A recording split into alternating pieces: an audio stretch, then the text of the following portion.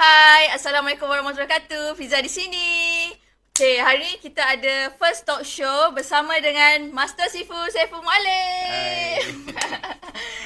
Okay, Sifu hari ni. Saya okey. Apa khabar Fiza? Dah makan? Dah. Macam belum lagi? Dah. Dah. Ini senyum sincere ataupun senyum paksa-paksa ni? Jujur. Oh, jujur. Okey, kalau jujur Ikhlas. okeylah. Hari ni saya ikhlas. Alright. Ikhlas tapi jauh. Alright, okey. Okay, terima kasih kepada yang dah join Sifu. Ada few orang dah join. Sorry hari ni kita lambat sikit start. Ada masalah teknikal sikit. Okay, apa-apa pun kita teruskan juga talk show hari ni. Okay, hari ni adalah berkenaan dengan kita congkir rahsia kejayaan Master Sifu Saiful Muallim. Okay, selama ni kita macam mana cakap Sifu ni dia banyak hidden sebenarnya. Dia banyak berahsia. Saya selalu duduk sebelah dia korek. Okay, tapi apa kata hari ni kita kongsikan dekat live semua orang macam mana Sifu berjaya, macam mana permulaan dia, pertengahan dan sehingga ke hari ni bagaimana beliau berjaya mencapai ke tahap level sekarang ni. Okay. Dah sedia Sifu? Dah. Hari ni kita santai-santai lah kan? Okay, takut ke? Macam nombor jugalah. Sebab tak tahu apa nak korek ni. Janganlah korek dalam-dalam. Mana boleh, kita korek lah. Semua orang nak tahu kan macam mana Sifu berjaya. Okay, alright. Okay. Pertama, actually kita baru je habis Net Pro yang lepas. Yes. Okay, kita ada congkir rahsia kejayaan Sifu Noli dan Sifu Zahid. Ya. Okay, tapi Sifu Muallim kita tak congkir lagi. Sebab lah talk show hari ni kita congkir lah habis-habis. Apa cerita di sebalik belakang dia ni? Kita tak tahu kan. Okay. Boleh congkil kalau diisi lah. Okay, kita mulakan dengan saya tanya soalan satu Ya, okey. Okay, boleh tak Sifu perkenalkan diri Sifu, background, cerita Sifu lah, story Sifu. Okay, first terima kasih pada semua yang follow Facebook Live. Boleh teruskan kongsi ya. Sebab hari ni kita nak berkongsi secara santai. So terima kasih kepada Fiza di sini dan juga tim yang menyediakan pasarana seperti ini untuk membuat Facebook Live. Cantik kan? Tirai kat belakang pun cantik kan? Alright.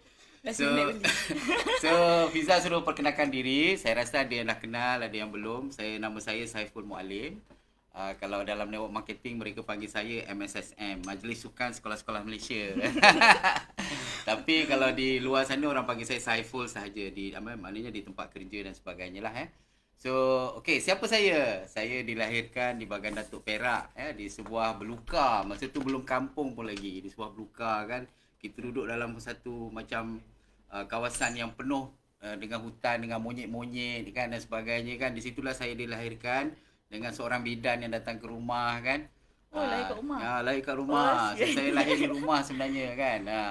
Saya tahun 1965. senang cerita saya ni orang kampung lah. Saya ni orang kampung dan saya melalui fasa-fasa seperti orang lain juga di kampung pada masa itu, iaitu saya membantu keluarga seperti mencari buah koko, buah kelapa. Bagan Datuk dulu kan terkenal dengan koko dan kelapa kan. Lepas tu saya membantu keluarga ibu saya mencari sayur-sayuran untuk dibawa ke pasar. Dan pada sebelah malam saya membantu ayah saya mengajar anak-anak jiran untuk mengaji Al-Quran dan sebagainya lah. So banyak aktiviti yang saya jalankan seperti juga orang kampung. Saya juga bermain di waktu hujan, di padang yang lecak, main hoki, main bola kan. Kadang-kadang kena marah bila dah terlepas waktu semayang, waktu solat. Selalu kena marah lah, kena sebat kan. So itu sedikit background saya di kampung. Kemudian saya adalah anak yang kedua. Anak kedua ni selalu dia very independent kan. Dia selalu very independent. So saya anak kedua dan satu-satunya anak lelaki dalam keluarga. Jadi kat situ saya dapat gambarkan mungkin saya akan menjadi orang harapan keluarga lah. Masa kecil-kecil tu selalu terfikir saya seorang lelaki kan. Masa tu kat kampung selalu terfikir orang lelaki adalah yang menjadi harapan keluarga. Tapi sekarang mungkin dah berbeza lah kan. So ada 6 adik-beradik, 5 orang perempuan. Okay, dan saya mempunyai seorang ayah yang juga menjadi saya punya mentor sampai sekarang. Dia ni very seorang yang very persistent, very persevere dalam apa yang dia buat. Dan dia adalah hanyalah seorang dia bukan guru agama pun. Dia ni macam Fiza kita panggil sebagai seorang pekerja buruh dan pekerja kampung, dan at the same time malam dia menghabiskan masa mengajar jiran-jiran mengaji Al-Quran dan sebagainya. Dan dia tidak pernah marah saya. Bestnya. Tak pernah marah, dan dia memang seorang yang cool. Dia tidak menghabiskan masa di kedai-kedai kopi. Dia tahu kerja dia, rutin dia bangun pagi, lepas sarapan dia akan pergi kebun. Dia balik, dia tidur sekejap, dia solat Zuhur, kemudian dia pergi kebun lagi. Dan itulah seterusnya dia mencari nafkah untuk keluarga, sebab kami bukan datang daripada orang yang senang-senang kan. Ibu saya pula seorang yang begitu kuat bekerja ya, dan dialah yang banyak memberi nasihat daripada aspek pelajaran, dari aspek kemajuan dan sebagainya. Dan mak saya ni memang very strict. Kalau nak minta duit pun dengan mak. Walaupun mak ni garang, tapi kita minta duit kat pada mak. Sebab mak ni akan, of course, mak akan minta daripada ayah lah kan. Tetapi kami lebih banyak mencari duit lebihan melalui aktiviti kami seperti menjual buah koko, sayur-sayuran dan sebagainya. So begitulah masa saya kecil, dan yang paling saya tidak lupa, saya mempunyai satu keinginan masa tu, masa saya kecil di sekolah rendah. Bagaimana kalau saya dapat keluar daripada kebiasaannya kerjaya di kampung lah. So masa tu saya terfikir alangkah baiknya kalau saya maju dalam pelajaran ya. Dan saya menjadi seorang yang berguna. Saya pun tak tahu apa maksud berguna masa tu, tapi saya nak luar daripada biasa.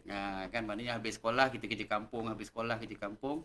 Dan akhirnya alhamdulillah saya adalah orang yang pertama masuk sekolah asrama penuh di kampung tu. Saya adalah orang yang pertama pergi keluar negara.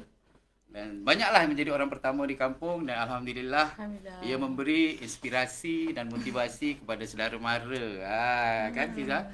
Dan juga orang kampung lah, alhamdulillah. So begitulah sedikit mengenai kehidupan saya hinggalah saya melanjutkan pelajaran ke luar negara, iaitu di Amerika Syarikat. Di situlah saya menguatkan diri saya dari segi dalaman dan luaran, kerana bila berada di sana banyak perkara kita lakukan secara independen. Malah saya bekerja di sana untuk menyara kehidupan saya, sebab belajar di city ataupun bandar yang besar lah. Maknanya taraf kehidupan ni tinggi.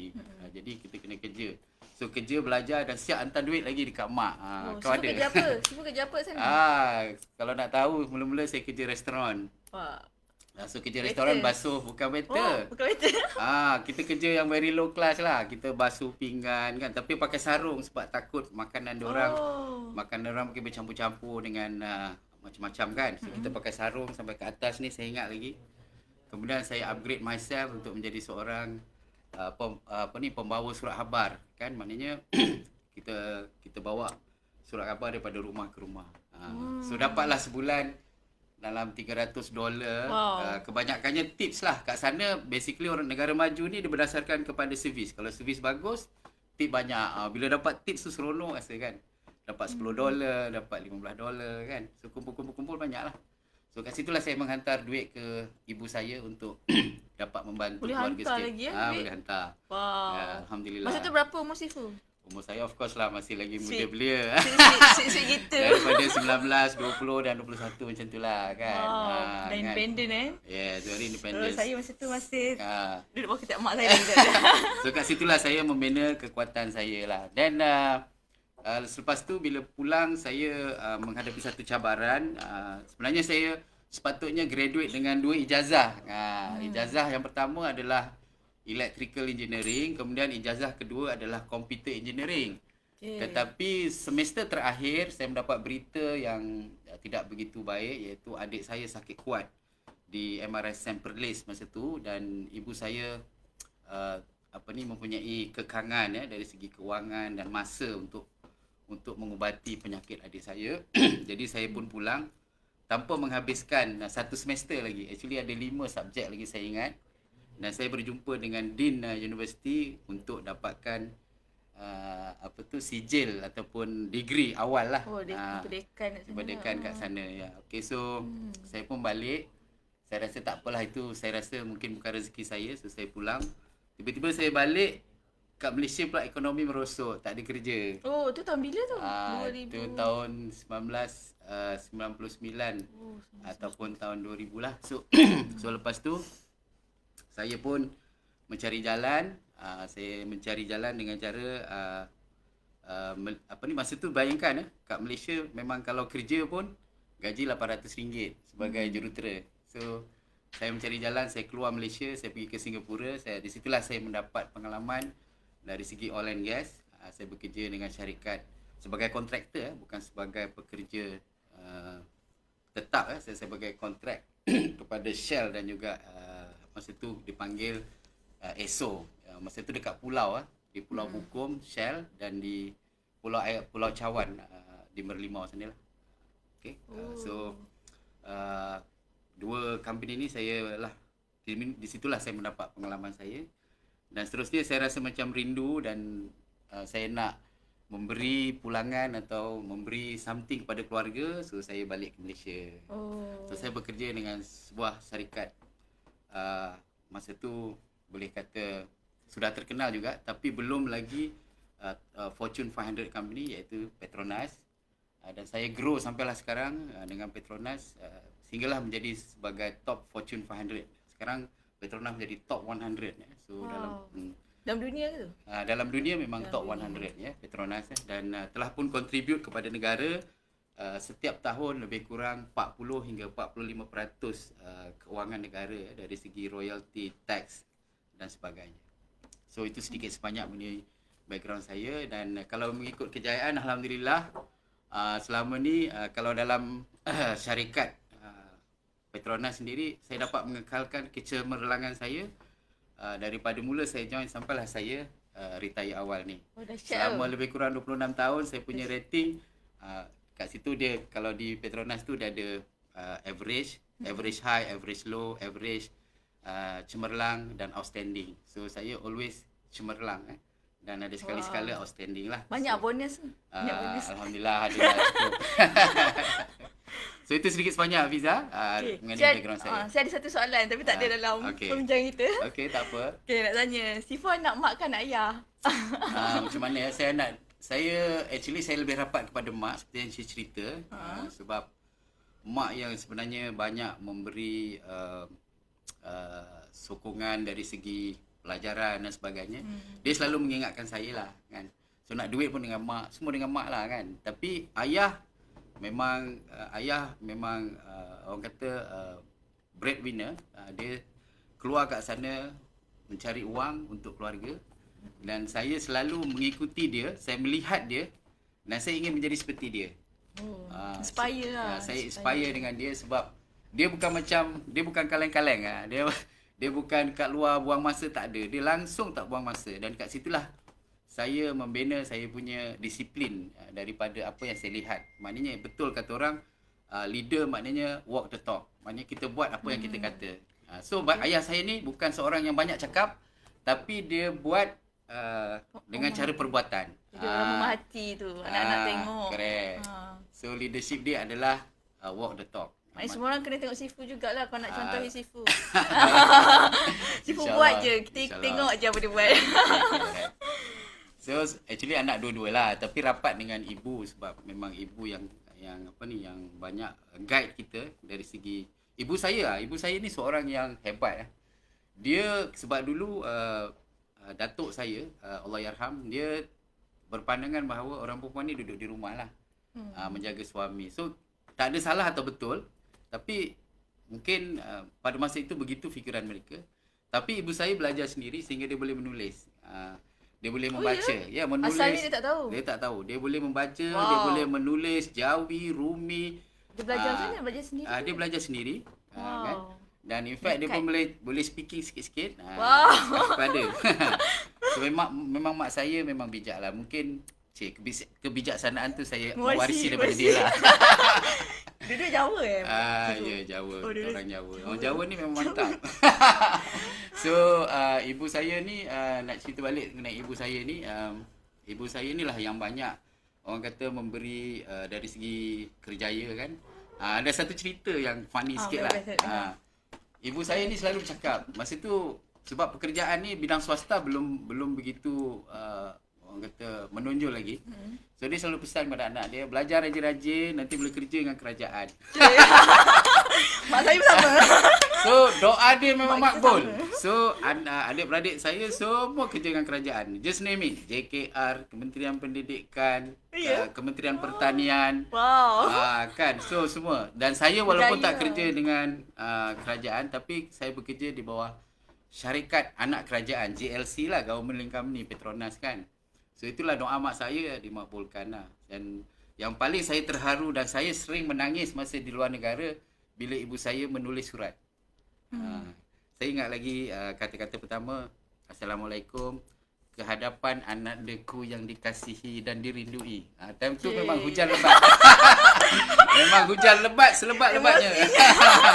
Dan kat situlah saya Ada bunga juga sifu ni. So ibu saya memang dia mengambil inisiatif tulis surat kan. Dan saya balas dalam tu kadang-kadang saya buat macam money order, postal order kan, untuk mak saya, ibu saya cashkan lah. Tak banyak lah, kadang-kadang saya hantar $50, kadang-kadang saya hantar Dapat kadang-kadang saya Berkat hantar $30. betul sifu belajar kat sana. Macam tu lah lebih kurang. Cuba kita ada soalan. Ya. Soalan kita daripada Abdul Hakim. Dia kata sifu bisnes pertama yang sifu buat apa? Oh, bisnes yang pertama. Masa belajar overseas ada buat bisnes tak? Korang rahsia. Di luar negara saya tak buat bisnes. Okay. Sebenarnya saya tak buat bisnes pun. Daripada saya mula belajar hinggalah saya bekerja di syarikat Petronas, memang saya tak buat bisnes. Hinggalah di hujung waktu saya terlibat dalam network marketing. So bisnes pertama saya adalah Kangen lah. Masa tu kan. Saya nak cerita siapa yang tak tahu saya buat bisnes apa. Saya buat bisnes ni lah. Fokus sebelum tu, lepas tu baru. Ya. So macam itulah cerita saya serba sedikit, background saya mengenai ayah saya. Ada nak tanya apa-apa lagi tak? Pasal sifu. Time ni lah, sifu kan nak cerita pun selalu. Kena korek-korek baru dia cerita. Nanti saya nangis susah tau. Tak apa, nanti cuba dia tanya. Jangan tanya banyak-banyak, nanti saya nangis, saya malu. Tak apa, nanti ada fan. Okay, alright.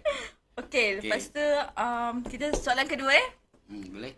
Okay, bagaimana sifu terlibat dalam industri network marketing lah? Okay.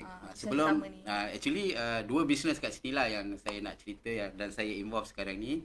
Yang pertama adalah traditional business. Traditional business ni saya baru bermula, macam kita buat Net Pro ni, ini adalah traditional business lah. Ya. So saya bermula dengan bidang korporat di syarikat Petronas. Kat sinilah saya membina saya punya expertise, kemahiran saya, kerana Petronas bukan setakat di persada tempatan ya. Di luar negara di sana ditakuti oleh seluruh oil giant, walaupun kami adalah national oil company, tapi sering digeruni oleh Shell, Exxon Mobil dan sebagainya. Dan kerana apa? Kerana kami melalui satu progression atau satu pengalaman di mana kami selalu membuat change management. For example, bila keadaan oil crisis, harga minyak jatuh dan sebagainya kan. So kami kena react dengan pantas. So di sinilah saya belajar actually mengenai strategi. Saya memang my passion adalah membina strategi. So ramai rakan-rakan meminta bantuan lah dari segi membina strategi. Ya, so siapa nak dapatkan bantuan bolehlah. Strategi apa sifu?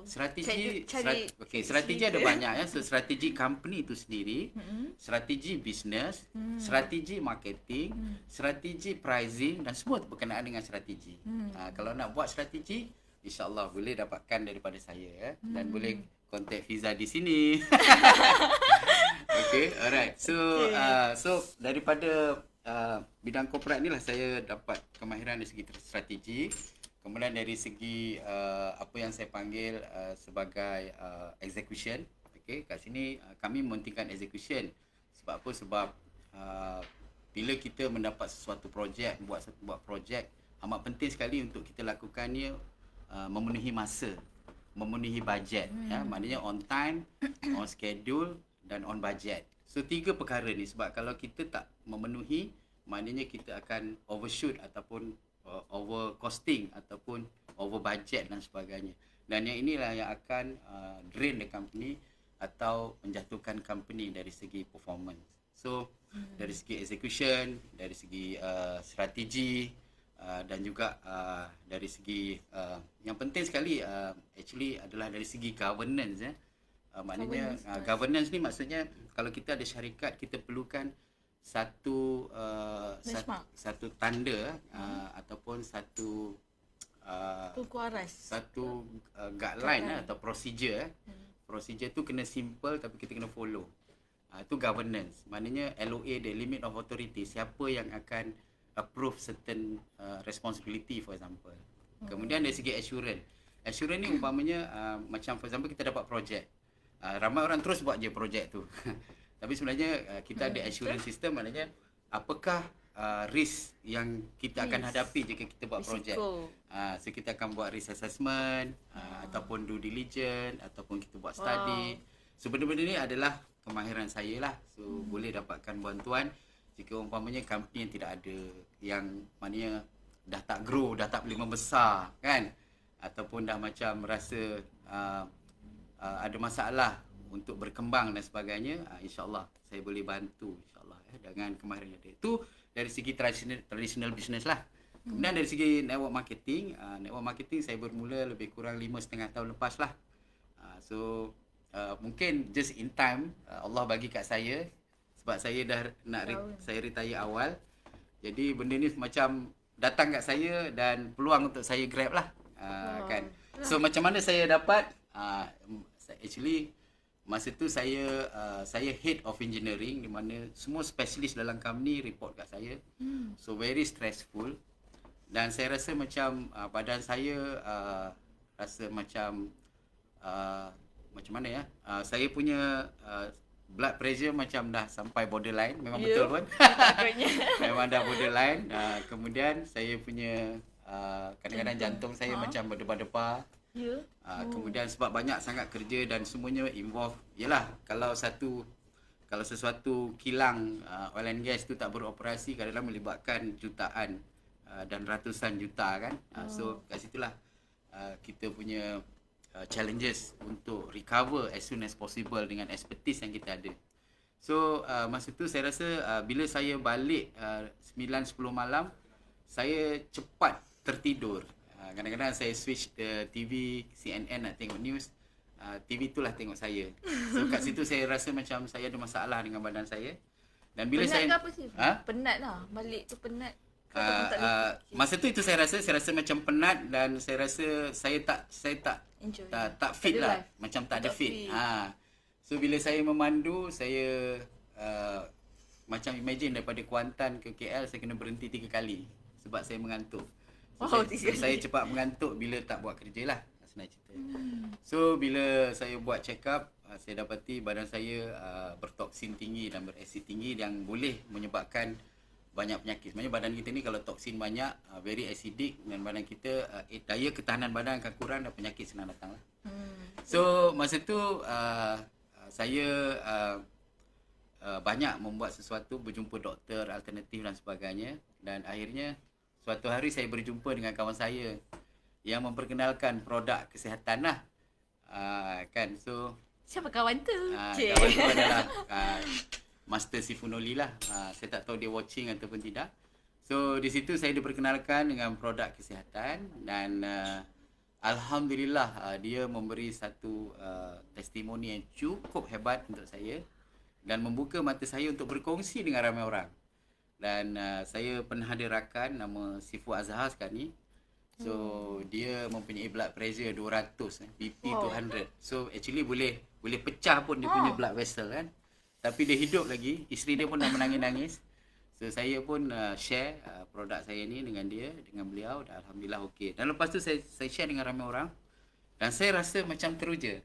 Dan hati saya rasa macam seronok sebab saya dapat membantu ramai untuk memperbaiki tahap kesihatan mereka. Masa tu saya rasa macam saya sangat fit. Saya boleh kerja sampai 1 pagi, 2 pagi tak ada masalah. Dan saya tak boleh tidur sehingga 1 pagi. So kat situlah saya bila setelah 5 bulan saya berkongsi produk ni, saya terfikir alangkah baiknya kalau saya involve dengan secara meluas, saya akan mendapat kenikmatan mungkin. Masa tu saya tak tahu pun dia punya marketing plan, dia punya business saya tak tahu. Yang saya tahu produk ni cukup bagus. So saya kat situlah saya teruja.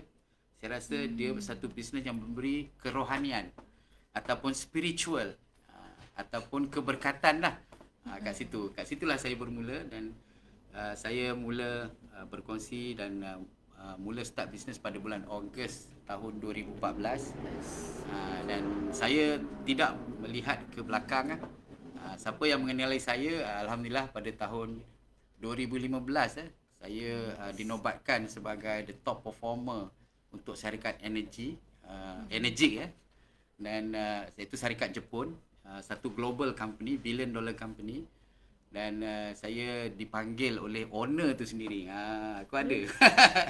So owner Jepun so dia memanggil saya untuk berjumpa beliau di Okinawa, iaitu tempat asal beliau tinggal.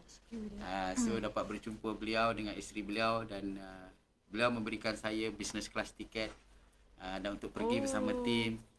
Dan saya rasa teruja lah, ada gambar dia, saya boleh share dan saya ingat sampai bila-bila. Kemudian bukan setakat itu, beliau mengatakan bahawa saya harus pergi ke Las Vegas untuk menerima anugerah pada tahun 2016. So bulan Julai 2016 saya ke United States dan saya memang seronok sebab kat situ ada 5,000 perwakilan daripada seluruh dunia. The grand event saya naik pentas dengan nama terpampang. Ini saya respect tentang company Jepun. Dia pampangkan nama kita tu tak ada satu ejaan pun salah. Kalau kita kat Malaysia eja nama saya selalu salah. Tapi mereka eja nama saya Saiful Mualim bin Ahmad Yahya, top performer. So kat situlah saya mendapat satu pengiktirafan tentang kerjaya saya dalam bidang network marketing. Dan siapa yang nak mendapatkan nasihat ataupun bantuan coaching dan sebagainya, insyaAllah saya boleh berkongsi bagaimana nak menjadi world champion. Sebab kalau kita nak menjadi luar biasa, kita kena bersifat luar biasa. Kita kena melakukannya dengan cara luar biasa. Maknanya kita kena bukan kaleng-kaleng lah. Maknanya kan, maknanya bukan biasa-biasa kan. So kita lakukan secara luar biasa. So, orang kata kalau tindakan biasa-biasa, result pun biasa-biasa. Yes, tapi kalau result kita buat luar biasa, result kita pun jadi luar biasa. So kita perlu menjadi luar biasa. Macam mana kita nak menjadi luar biasa? Siapa yang attend seminar saya, ingat tak seminar saya hari tu? Net Pro seminar. Hari tu saya ada bagi workbook dan saya ada bagi satu e-book mengenai pengenalan mengenai saya, motivasi dan kata-kata nasihat. So untuk kita luar biasa, kita kena melakukan perubahan. Sebab selalu kita dimotivasikan oleh pakar motivasi dan sebagainya bahawa kita mesti positif, kita mesti tukar mindset, kita mesti itu dan ini. Tapi sebenarnya mereka tak tahu bagaimana nak bertukar mindset, macam mana nak ada leadership yang mantap. Apa perkara utama yang perlu kita lakukan. So saya ada share masa seminar Net Pro dan bolehlah attend saya punya coaching dalam Alpha Coaching saya ada. Kita ada coaching seterusnya kan? Alpha dan Advance. Siapa yang nak join siapa boleh. Yang terlepas Net Pro hari tu pun boleh teruslah Alpha tu kita ada one on one dengan Sifu terus. Sifu terus bagi advice. Yes. So begitulah sedikit sebanyak Fiza. Itulah. Saya boleh cerita panjang lagi tapi kita ada 1 jam je. So ada tak apa-apa soalan lagi? Okay, banyak. Saya pula tanya. Banyak Sifu tu. Okey, correct. Jangan jatuh. Ini mic ni macam kat studio ni. Jangan main-main. Okey, alright. Okey. Sifu mungkin tak perasan sebab Sifu rasa enjoy dah dan teruskan buat bisnes terus. Okey, tapi kalau lah Sifu dapat detect apa yang betul sepanjang 5 tahun daripada 2014, 15 sampai ke sekarang yang Sifu buat dalam network marketing. Apa yang betul? Okey, bila cakap apa yang betul tu tentulah dari pandangan saya, bukan okey. pandangan Fiza, bukan pandangan orang lain. Okey, kita terima seadanya je. So bagi pandangan saya ada 2 perkara utama. Ingat siapa yang nak berjaya kena ingat 2 perkara. Apa yang kita perlu buat supaya kita berjaya dan apa yang tim kita perlu buat supaya kita dan tim kita berjaya. Dua perkara tu. So, apa yang perlu kita berjaya? Ciri apa yang menyebabkan kita berjaya? Yang pertama yang penting sekali adalah the big why, the matlamat. Orang kata matlamat menghalalkan cara. Pegang matlamat tu malah So, matlamat best ayat ni best ayat ni. Baik, korang ambil ayat bos ni. Matlamat menghalalkan cara ni ada dua. Satu boleh guna untuk negatif, satu boleh guna untuk positif. Untuk yang negatif ni maknanya tak kira benda tu halal ke haram, kita buat je. Itu satu segi. Dari segi yang positif pula, maknanya dengan matlamat ni lah kita akan dapat melakukan perkara yang kita mahu buat. Selalunya orang tengok dari segi negatif lah. Tetapi bagi saya, bila kita ada matlamat, dia akan menjadikan matlamat kita tercapai. Dan matlamat kita atau big why tu kita kena spesifik. Ramai orang kata, saya nak cari duit. Cari duit, semua orang cari duit kan. So, apa actually kita punya big why? Big why kita adakah kita nak sediakan rumah banglo untuk mak kita ke, atau nak membawa mak ayah kita pergi haji ke, ataupun kita nak jadi satu $1 million man in 1 year ke, untuk kita dapat bantu adik-beradik, masyarakat dan sebagainya. So, kena spesifik. Kalau tak spesifik, dia tak jadi. Sebab tu kalau tak spesifik, sebab apa? Kita selalu malu-malu kan. Dan kita takut nak janji pada diri kita. So, jangan risau. So, kita set kita punya target. Tapi big why ni, dia kena truly big. Dia tak boleh kecil-kecil. Kita takut. Sebab kalau kecil, dia bukan big why. Cepat. Alah, tak payahlah, tak apalah. So, ni biasa-biasa lah kan. Biasa So, you kena buat big. So, dalam business network marketing ni, macam mana saya boleh dapat 1 juta income dalam masa 10 bulan? Sebab saya ada big why saya. Okay, saya nak tahu. Okay, apa big why Sifu? Big why saya, Alhamdulillah, saya dengan bekerja, saya dah dapat banyak simpanan. EPF pun ada banyak, Alhamdulillah. Walaupun duit banyak macam mana pun boleh habis. Tapi apa saya nak kongsi sini, saya punya big why adalah untuk dapat membina satu prasarana ataupun satu fasiliti untuk pusat-pusat tahfiz ataupun anak-anak yatim dan orang yang tidak berkemampuan.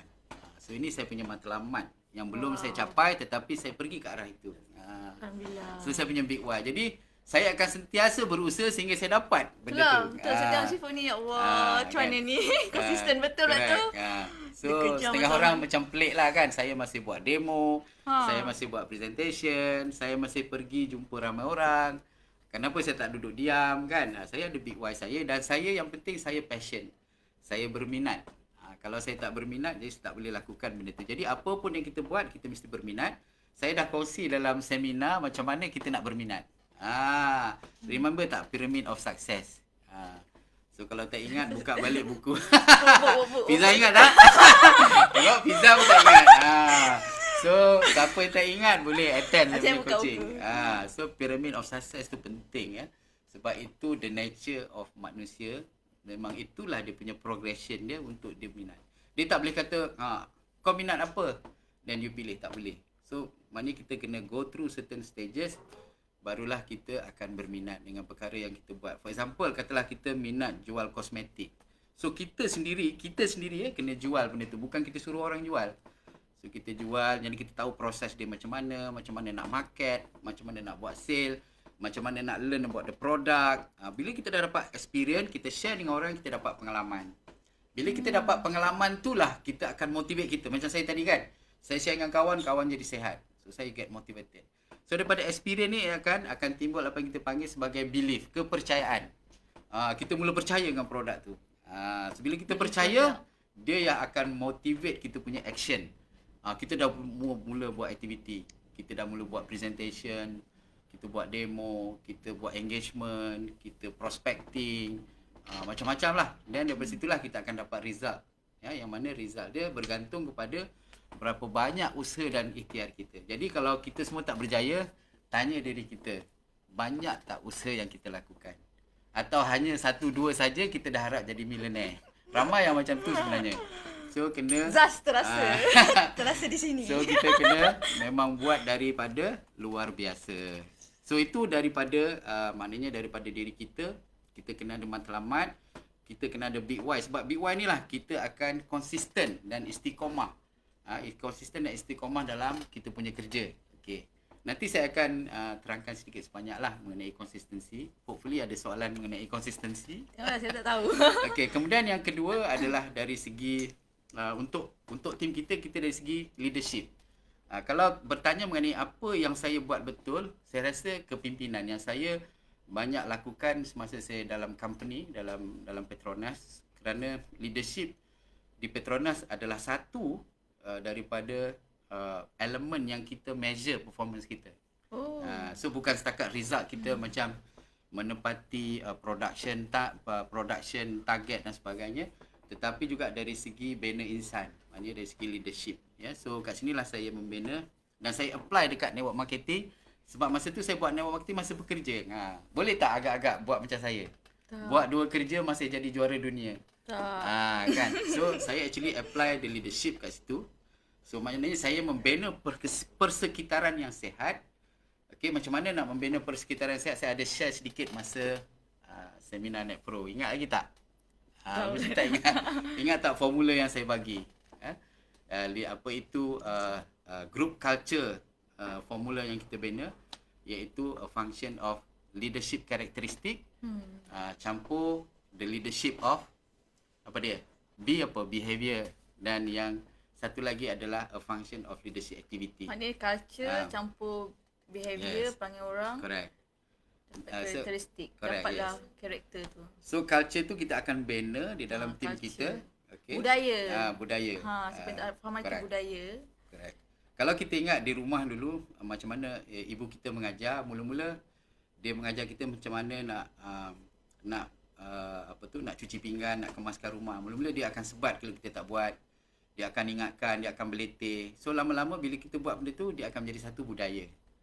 Begitu juga apa yang kita buat, ya. Mula-mula mungkin kita terpaksa, tetapi lama-lama jadi satu culture. Dan itulah saya tekankan, apa pun yang kita buat, dia mesti culture.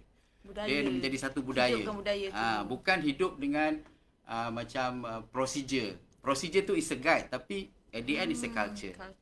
Saya masih ingat dulu masa saya pergi luar negara, membuang sampah. Okay. So di Malaysia tidak ada penekanan tentang enforcement. Jadi tak akan sampai kepada budaya. So bila saya pergi Amerika, saya belajar bagaimana sehingga saya menjadi satu culture. Bila saya balik kat Malaysia pula, tong sampah susah masa tu. Jadi saya akan pegang sampah tu sampai saya jumpa tong sampah. Itulah budaya yang telah berada dalam diri kita. Sehinggalah sekarang saya tengok orang Malaysia masih ada ramai yang buang sampah daripada kereta. Itu adalah satu tabiat yang buruk. Tetapi kalau ada enforcement umpamanya di Malaysia, lama-lama mungkin dipaksa. Selepas itu ia akan menjadi satu budaya. Dan begitulah leadership budaya yang saya tekankan dalam tim saya, yang mana kita membina character building. Character building supaya kita ada compelling desire. Maknanya character building ni karakter kita lah perangai. Dalaman kita. Dalaman kita. Dalam kita. So first ada dalaman. Dalaman character building kita. So yang pertama compelling desire. Kita ada kemahuan yang tinggi. Kemahuan. Kalau tak ada kemahuan yang tinggi macam Itu mana? matlamat ke?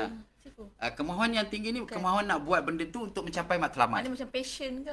Tak, kemahuan yang tinggi tu macam kita nak mencapai matlamat yang kita nak tadi. The big why tadi. Tu compelling desire. Nak dari dalam tu nak.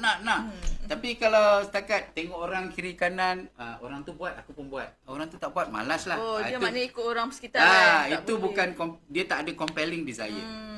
So itu satu. Yang kedua adalah strong belief, kepercayaan yang tinggi. Strong product. Dan belief product tu. Okay, so strong belief, product is one lah, tapi banyak lagi. Oh yeah.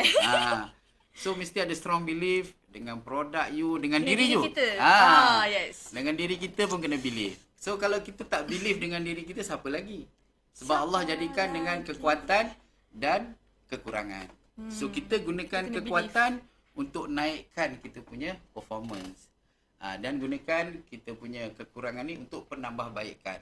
Sebab tu kita bekerja dalam tim, so that kita tak perlu untuk melengkapkan semua kekurangan kita, tapi kita leverage atau gunakan. Yes. Tim kita lengkapkan kita. Correct. Dan kita lengkapkan orang lain. So jangan macam tu. So itulah kegunaannya kita bekerja dalam tim, especially dalam network marketing. Kita mesti bekerja dalam tim. Mesti ya, tapi ramai orang salah. Sebab apa? Sebab dia fokus kat sale.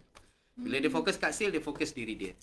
Macam kira sekejap je lah sale ni. Correct. Dia tak lama. Tak lama. Lepas tu dia exhausted, dia penat. Penat. Dia rasa lah tak boleh lah. Tapi kalau kerja dengan tim, dia akan lebih mantap. Mantap, kuat Yes. dan seterusnya. Correct. Kemudian dari segi leadership behavior, saya banyak leadership course, saya dah rangkumkan ada 3 benda je. Pertama mesti positif. Bangun pagi mesti positif. Kalau bangun pagi pun, alamak, aku nak kena masak untuk anak aku. Alamak, aku Terasalah. susahlah. So kita kena positif. Masak. Oh, aku nak kena masak untuk Sempat. anak aku supaya anak aku akan kenyang dan aku akan dapat pahala. Positif. Then proaktif. So kita kena proaktif. Maknanya kalau dalam tim, kita lah yang nak yang terdahulu. Proaktif. Kita nak menjadi orang yang first. Selalu nak jadi orang yang first. Maknanya apa pun yang kita buat, kita nak menjadi orang yang pertama. Itu mesti proaktif. Kalau leader yang hebat, you tengok dia mesti proaktif. Kalau dia tak ada proactiveness, memang dia tak boleh jadi leader. Jadi leader ni bukan maknanya something yang kita dapat daripada lahir, tapi kita bina Oh, kita sedikit. boleh bina, Of course lah. Kan? Kita bina sedikit demi sedikit. Macam nak banner tu Kita banyak kena soalan. berubah. Kita kena Oh, berubah. berubah. So, kita kena change. Kita kena melakukan perubahan. Kita keluar daripada kotak satu. Kita keluar daripada ego. Kita keluar daripada malu. Kita keluar daripada takut. Kita keluar daripada ragu-ragu. Macam mana nak keluar? Perlukan latihan. Jadi semua tu bukan hanya kita nak tukar terus boleh tukar. Tak. Perlukan latihan. Perlukan latihan. Macam mana kita nak keluar dari sikap malu? Buat so, jugalah. so kita Pecah. sendiri kena berusaha dan kita kena bantu tim kita untuk berusaha keluar daripada malu. Saya bagi contoh. Dia malu. Kan? Tapi boleh tak dia bagi satu step yang mudah. Saya bagi contoh. Kalau dia malu pada orang, boleh tak sebut Assalamualaikum kepada semua orang yang dia jumpa. Itu adalah step pertama. Kalau Assalamualaikum pun tak berani, maknanya macam mana kita nak membina seterusnya. So bila jumpa orang, Assalamualaikum, apa khabar? Kemudian lepas tu Assalamualaikum, apa khabar? Assalamualaikum, apa khabar? Siapa yang kenal saya tahu saya akan bagi salam, saya akan tegur. Itu cara saya untuk keluar daripada sikap malu Kita saya. cuba buat. Yes. Cuba ubah culture tu kan. Exactly. Tapi janganlah ingat macam satu, mula-mula mungkin you rasa terpaksa, tapi lama-lama you jadi satu kenikmatan. Bayangkan kita jumpa seorang dalam lift kan, tengah membawa barang dengan muka yang ketat kan, berat-berat. So kita bagi Assalamualaikum bang, apa khabar? Boleh saya tolong? So orang tu kita akan make dia punya day. Bila kita memberi orang lain gembira, aura tu dapat kat kita. Bila dia senyum je, kita dapat daripada aura tu. So benda yang kecil itulah yang akan membuatkan kita sentiasa ada positive vibes atau positive aura. Nak jaga positif pagi tu. So kena selalulah selalu jumpa orang, tegur. Lama-lama kita hilang lah sifat malu tu. Itu saja. Tak susah pun. Sebab dalam Islam, kita kena menjadi orang yang pertama memberi salam. Betul tak? Jawab salam, dapat pahala tak? Dapat. Kenapa kita tak nak buat? Rugi je kita tak nak buat. Betul tak? Betul. Kadang-kadang nak sebut Assalamualaikum pun malas kan. So sebutlah Assalamualaikum kan. So insyaAllah kita dapat keberkatan, dapat juga positif aura kita dan dapat kita membahagiakan orang lain. Okay. So itu dari pergi leadership karakteristik tadi, leadership behavior, dan yang kedua adalah leadership activity. Maknanya kita walk the talk sebagai leader. So bila kita buat kerja, macam semalam kan. Semalam saya seorang-seorang saya buat demo, presentation, saya engage dengan company besar, koperasi besar. Itulah dahsyat. So bila orang tengok kan, wow, Saiful pun. So kita sebagai group ataupun Leader, sebagai team ataupun business partner mesti terasa teruja kan. So kita kena buat aktiviti. So apatah lagi kalau kita buat engagement ataupun kita buat satu sesi get it started, macam set the expectation, ataupun memberi sedikit coaching session, apa yang kita belajar daripada pertemuan dengan customer dan sebagainya. Itu semua adalah satu ciri-ciri di mana persekitaran yang sihat dibina daripada leadership karakteristik kita dalaman, leadership behavior kita yang kita exhibit kat luar, dan leadership activity yang mana produk daripada leadership yang kita ada dalaman dan luaran tadi. So complete untuk membina satu budaya yang sihat supaya orang tertarik pada kita. Sebab ramai orang membeli produk bukan sebab produk je yang bagus, tetapi mereka tertarik pada kita. So attraction is key. Attraction. Wow, the power of attraction. The power of attraction, correct. Okay. Oh, kena jadi attract yang bagus. Yes, correct. So begitulah sikit sebanyak. Saya boleh cakap 4 jam, 5 jam tapi cukuplah dulu kan. Sifu ada soalan daripada Uda. Ya. Dia tanya, pernah tak Sifu rasa down dan macam mana Sifu hadap rasa down tersebut? Okey. Saya di Petronas pun diajar, it is what we call above the line and below the line. I think ramai orang baca kan mengenai how we have to be above the line. So bagaimana cara nak above the line. So dari segi benda ni, kita is okay to be below the line untuk seketika. Seketika Seketika maknanya kita rasa down tu normal. So katalah kita nak membina satu leader ni, kita dah habis tenaga, kita dah habis usaha, kita dah habis wang, tapi dia tak nak move, tak nak. So kita down. Saya pun rasa down juga bila bab-bab leadership ni. So bila saya down, saya akan buat refleksi diri dan saya move on. Okay, ingat tak? Kejayaan seseorang bukan bergantung kepada berapa banyaknya perkara yang dibuat, tetapi berapa banyaknya dia bangkit daripada kejayaan, daripada kegagalan dia. So maknanya kita kena sentiasa bangkit. Bila kita down, kita bangkit. Bila kita down, kita tak apa, kita below the line sekejap. Okay, nak menangis ke, nak mengadu ke, nak apa, buatlah. Tapi lepas tu you terus bangkit. Jangan terus, maknanya kita jangan down terus. Jangan layan kalau down you down je, then habis. So maknanya kita kena bangkit. You tanyalah siapa pun, mendiang Lim Kok Tong ke, ataupun Tan Sri Tan Sri yang berjaya dalam bidang korporat seperti Syed Mohtar Al-Buhari dan sebagainya. Mereka semua dah banyak kali jatuh. Jadi apalah sangat kita jatuh kat sini tak boleh buat satu closing dah down. Kan? Lepas tu tak boleh nak bisnes. Baru satu produk kita buat tak jadi, tak close, kita pun dah down. Bandingkan dengan diorang yang jatuh bankrupt, yang blacklisted, yang keluarganya punah ranah, yang rumahnya hancur, apa semua. So, kita kena bangkit dalam setiap kita punya kegagalan. Kena cepat bangkit. Jangan layan sangat. Maknanya kita down sekejap, lepas tu bangkit. Down sekejap, bangkit. Malumrah lah kan down ni, tapi cepat. Kena switch. So, begitulah. Okay. Panjang. Saya rasa nak tanya lagi ke? Tak ada soalan. Tadi last kali kalau nak tanya, kenalah bagi air. Mana airnya? Tim air. Tengah buat.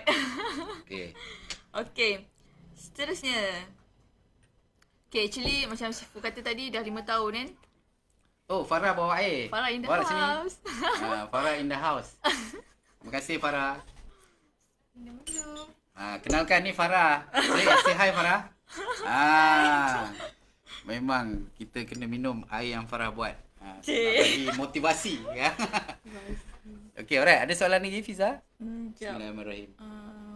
Okay, ada soalan daripada Wahida.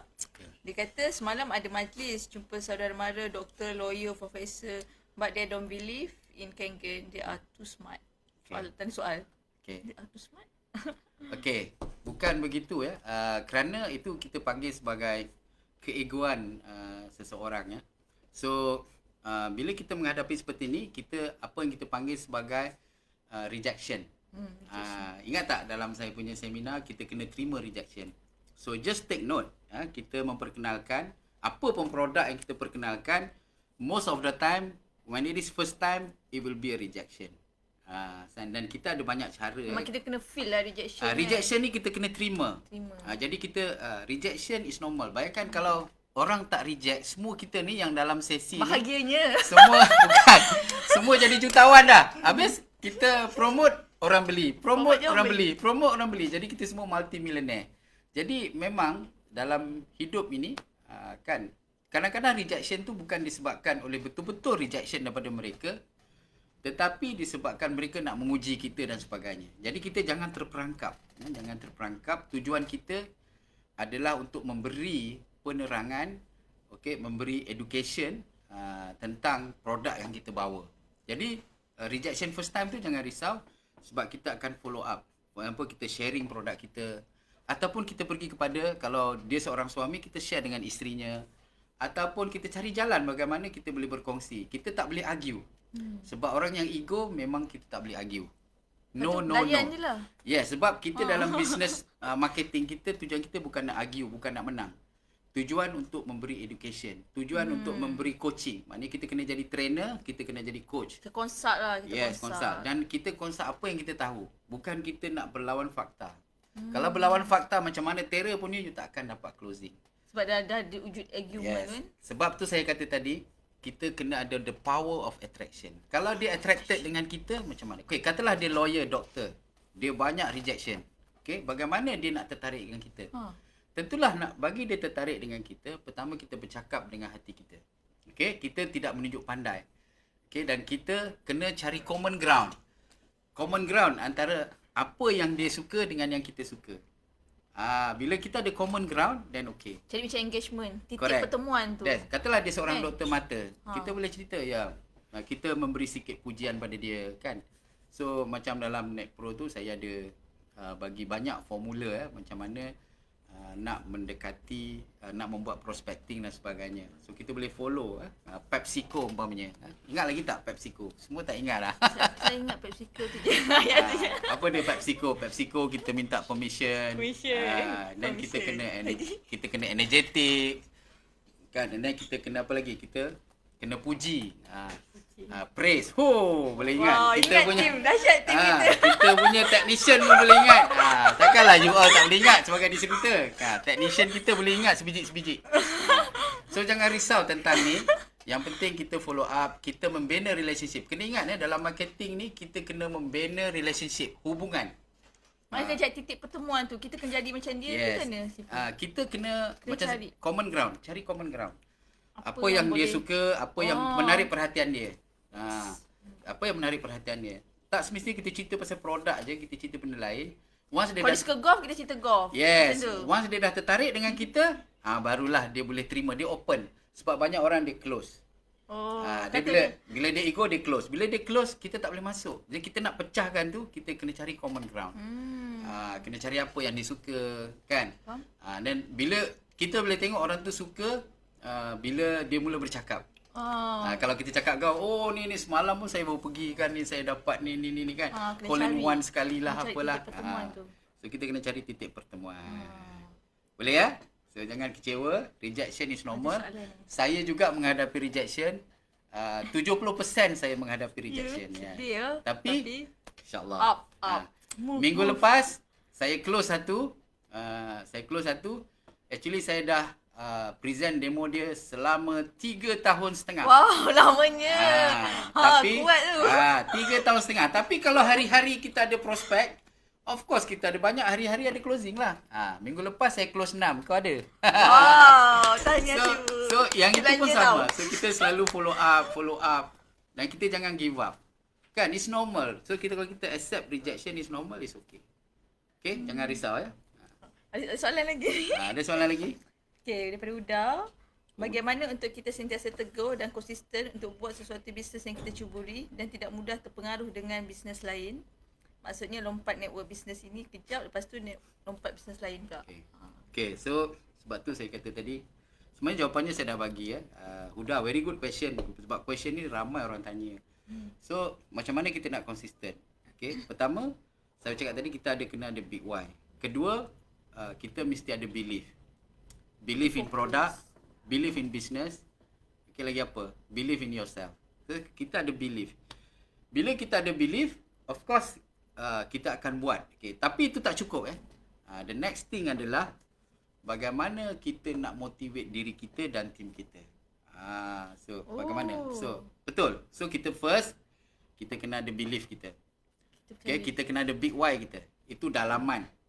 Okay. Dan apa yang kita harus lakukan adalah apa yang akan motivate diri kita dan apakah yang akan motivate tim kita untuk perkara ini berlaku berterusan. Ramai orang tak nampak Kita ni. kena tahulah apa benda. Yes. Simple aja. Saya Simple je dia. very simple. Okay, dalam 7 langkah network marketing tu saya ada terangkan, iaitu satu daripada aspeknya adalah engagement. So engagement kat situ dia luas. Pertamanya, pernah tak kita memberi appreciation kepada tim kita setiap kali tim kita buat closing, setiap tim kita mencapai certain pencapaian. Masa saya mula-mula dulu saya dah bina satu culture. Setiap bulan saya akan buat recognition lunch atau recognition dinner. Okay. So bila naik pangkat, saya akan bawa pergi lunch. Bawa family supaya family juga menjadi supporter, strong supporter. Kan? So kita belanja makan. Alah, berapalah sangat belanja makan. Kan mungkin RM50. Kita commission tinggi, bonus tinggi. Takkanlah tak boleh belanja setakat RM100 kan. So kita bawa, saya siap bagi buku lagi, buku-buku penerangan dan sebagainya. So the key here is recognition. You have to give recognition to team. Mana appreciate lah. Dan you have to celebrate the success. Everything that you do, you have to celebrate the success. Sebab tu tagline saya bila masuk WD is always collaboration, duplication dan acceleration. Ya. Tetapi yang penting sekali adalah celebration. Maknanya kita celebrate. Kita celebrate the success. Okay, dalam setiap sebab tu macam saya sendiri semasa bekerja dengan Petronas, celebrate the success memang wajib. Dalam leadership. Wajib dalam leadership. Ni macam mana? Dia depends on kejayaan ke atau depends on bulan ke, hari ke? Nak celebrate? Dia tidak kira. Sebab tu kita ada dipanggil focus recognition. So setiap kejayaan bos akan tulis satu kad. Okay, ataupun bos bagi kita kad. Yes, bagi kad. Okay, focus recognition.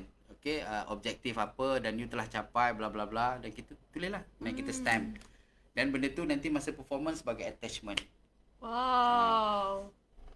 So boleh bagi dari bos pun boleh, kawan pun boleh, semua pun boleh. Tapi kita itu adalah sekurang-kurangnya kita bagi focus recognition ataupun kita bagi lunch, kita bagi dinner, mahupun kita bagi just ucapan semangat dan sebagainya. Ya, tetapi jangan kita kalau kita dah jadi seorang upline partner yang dah lama, yang hebat, keluarkanlah duit sikit untuk belanja lunch, bagi buku, macam saya ada buat toolbox, kan boleh kita bagi toolbox ni. Semalam saya beli 4 toolbox. Itu bukan untuk saya bagi kepada business partner saya. Ingatlah apa yang kita beri kita akan dapat balik. Jangan kemut. Dalam bahasa sekarang ni jangan kemut. Itu adalah ciri-ciri leader. Maknanya kita kena bagi balik apa yang kita dapat. Okay, faham? So, udah and the rest. Okay, nak istiqomah, nak berterusan. Maknanya the key is to get the result fast. Bagaimana kita nak dapat result fast? Kita kena ada target. Macam mana nak capai the target? Kita kena ada lagging target dan leading target. Leading target maknanya apa aktiviti harus kita lakukan untuk mencapai target tu. Jadi kita akan dapat result. Bila result dah dapat, kita celebrate. InsyaAllah konsisten.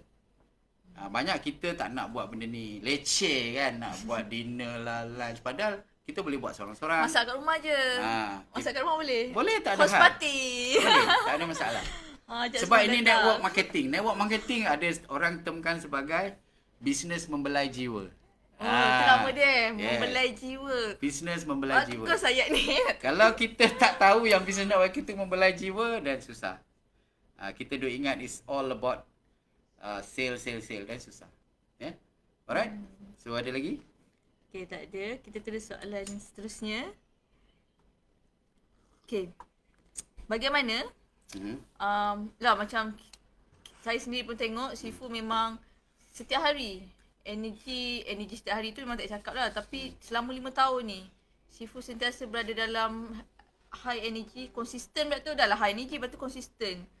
Kerana saya rasa macam wow, saya pun tak dapat nak follow. Okay. Tapi macam mana tu? Bagaimana dia boleh jadi high energy sentiasa? Okay.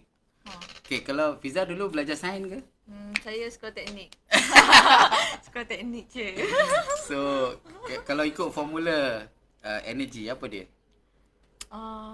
Energy, tak ingat lah. Energy power kali Power kali time kan? Power kali time. Ataupun E equal to MC square. So semuanya berkenaan dengan betul ke? Formula tu memang betul ke? Memanglah betul, takkanlah betul. So formula tu memerlukan acceleration kan, memerlukan impact, memerlukan momentum dan sebagainya. So apa yang saya nak tekan kat sini, selalu motivator kata, oh we have to have high energy, tapi diorang tak cerita macam mana nak ada high energy. Senang je. Nak ada high energy, you have to energize yourself and energize your team. Faham? Macam mana you nak energize dan motivate diri you, saya dah cerita tadi.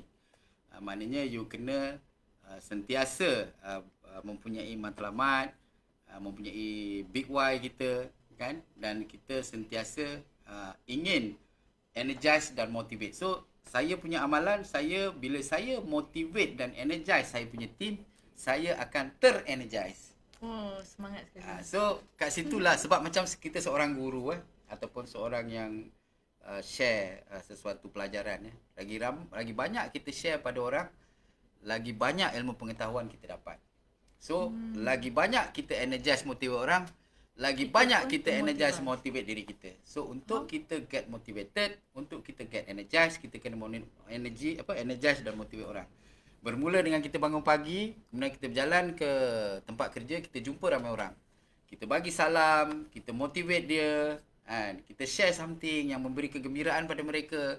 Jadi kita energi kita tinggi. Kat mana-mana kita jumpa, kita energize, motivate orang, bagi orang senyum, bagi orang selesa, bagi orang senang.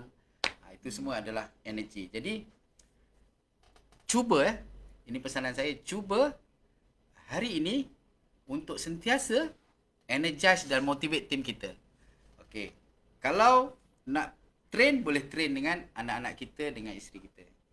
Kan for example, Mereka start pada rumah ke? daripada rumah. Kita start pada rumah. Pada rumah. Kita start, kita motivate anak kita. Wow, well done. Boleh buang sampah on time. Kan so kita motivasi. Kan? Kita rasa seronok. Kita cakap benda tu. So kita seronok, dia pun seronok kan. So kita kadang-kadang kita kemut nak puji anak kita. Alah, buat apa puji Kang, nanti dia perasan pula. Tidak So kita jangan kemut untuk memuji. Kalau kawan kita pakai baju cantik, puji dia. Ini satu ini satu budaya yang saya belajar di Amerika Syarikat dan juga di negara Eropah. Bila mereka nampak kita pakai baju cantik, mempunyai sesuatu yang cantik dan hebat, mereka akan memuji. Spontan. Wow, very nice. Dan bila kita tengok balik, oh memang betul kita katalah pakai baju yang cantik kan, dan sebagainya kan. Tapi kita selalu kita kemut kan. So jangan. So kita keluarkan. Kita puji mereka. Wow, cantiklah baju you pakai hari ni, memang kena kan, dan sebagainya. Kan. So begitulah cara kita nak motivate kita dan tim kita. Dan insya-Allah hari-hari you akan energize. Satu lagi adalah tadi energize dan motivate diri dan tim. Satu lagi adalah get the result. Get the result. Yes. Maknanya kita, kalau katalah kita buat marketing, kita close the sale. Kita kena close the sale lah. Kalau kita tak close the sale, sebulan, 2 bulan, 3 bulan, 4 bulan, 5 bulan, 6 bulan, 12 bulan. Sesungguhnya, kalau produk itu berada di pasaran, dia memang boleh dijual. Apatah lagi yang sudah setahun, yang 2 tahun, 3 tahun, yang ini, yang macam produk saya ni dah 45 tahun. Ada tak percaya kalau kita tak boleh jual produk tu?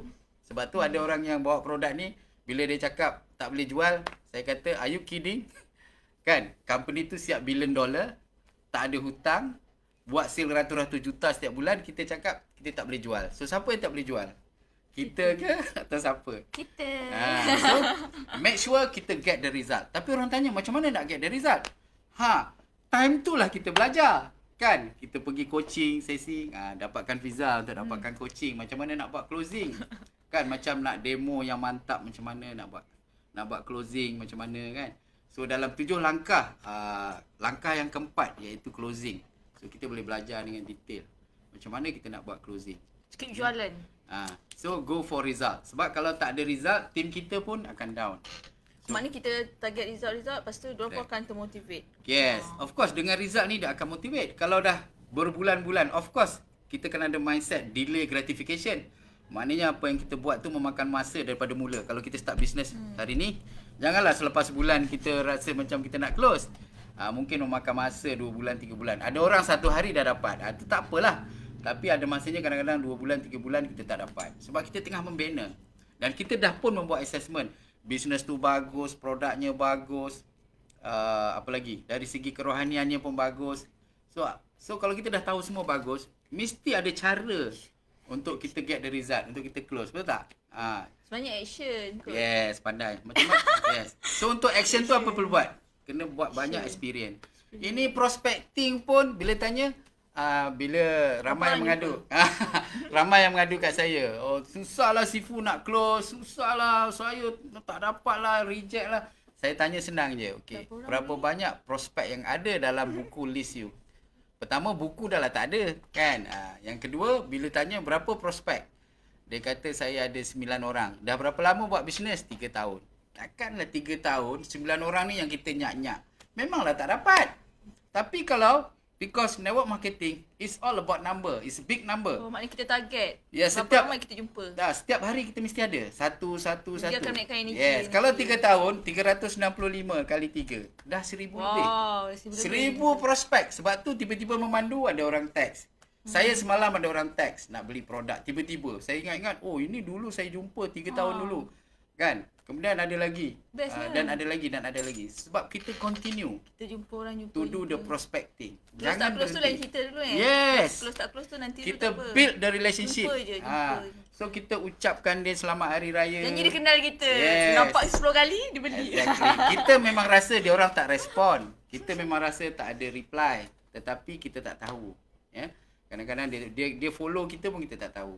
Kadang-kadang kita punya ex follow pun kita tak tahu kan. Ex kita. Tapi kalau dalam Facebook dengan Insta kita tahulah kan. Oh, ex tengah follow. Macam ada je macam jadi je. Mestilah ada kan. Okay, alright. So, begitulah sedikit Fiza. Ada soalan lagi ni. Boleh? Ingat soalan tu. Boleh? Udah lagi. Oh, udah. Okay. Udah kena bayar mahal ni kan.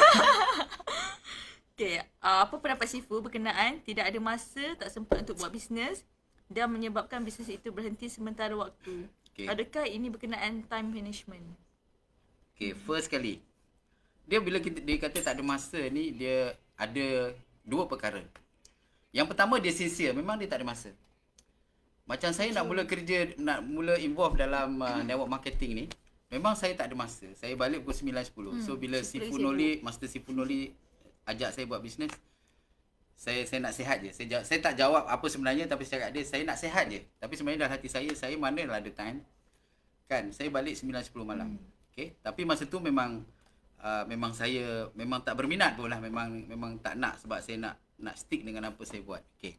So ada dua. Satu, yang pertama memang dia sincere, tak ada masa. Yang kedua, actually is part of rejection. Maknanya cara dia nak shush. Kayaknya dia tak nak lagi kita lah, dia nak reject. Ya, dia tak nak Kerja kita. dia tak ada masa. Dia tak ada masa. Tapi Alasan. tapi dalam seminar saya ada ceritakan apa formula dia. Fiza? Fiza tak ingat ni. Kan? Dia kena attend ingat seminar saya. Buka balik buku. So kita kena guna formula 3F. So kita kena ada 3F. Yang pertama feel. Yang kedua felt. Yang ketiga found. 3F. So pertama kita kata, okay, tuan, itulah yang saya rasa tuan masa saya mula nak buat bisnes. Kan? Dan begitulah saya rasa macam saya tak punya waktu untuk buat bisnes ni. Tetapi tuan, setelah saya involve dalam bisnes ni, saya dapati bla bla bla bla bla bla. Cipu pandai main emosi lah. Of course lah.